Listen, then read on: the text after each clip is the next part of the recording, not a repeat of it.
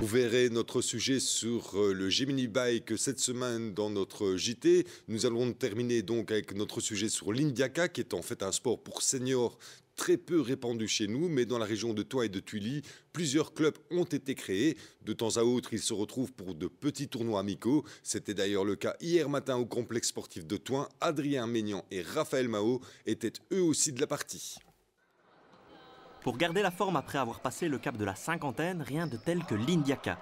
Ce sport a rassemblé environ 50 seniors dimanche au complexe sportif de Thoix pour un tournoi placé sous le signe de la convivialité. Cet événement a été mis sur pied par le club local, le Tudinien. Non seulement pour faire plaisir à ceux qui pratiquent cette discipline, mais aussi pour promouvoir ce sport assez méconnu. C'est un sport qui nous est venu d'Amérique du Sud, le Pérou je crois, où eux jouaient avec une boule de cuir et 4 plumes d'aigle. Voilà, c'est arrivé, on sait, par la suite en Allemagne, plus.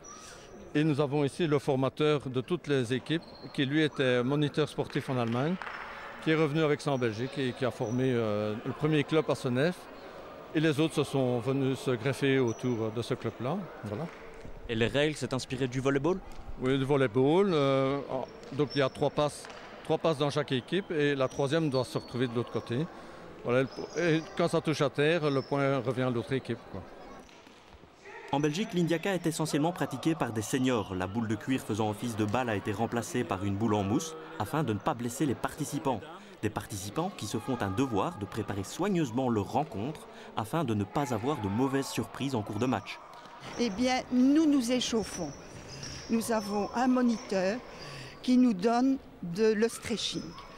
Parce que ça, c'est très très important pour ne pas avoir de blessés, justement.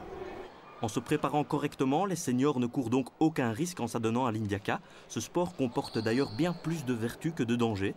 Il influe en effet sur la santé entière des seniors qui s'y consacrent. Ça développe les réflexes, la réflexion et l'habilité, l'agilité. Ça maintient, disons, les muscles en action. Surtout en ayant plus de 50 ans, on bouge un peu moins. Voilà. En plus, c'est un côté social puisqu'on se rencontre, on parle. Durant la journée de dimanche, les rencontres se sont succédées entre les équipes de Thoix, Tuily, Walcourt et Braine-l'Alleud. Une équipe a même fait le déplacement depuis Saint-Léger, près d'Arlon, pour pouvoir participer à ce tournoi. Les matchs ont été très disputés et même si aucun classement ni aucune récompense ne vient sanctionner l'épreuve, les joueurs d'Indyaka ont à cœur de donner le meilleur d'eux-mêmes. On vient de terminer notre deuxième victoire ici.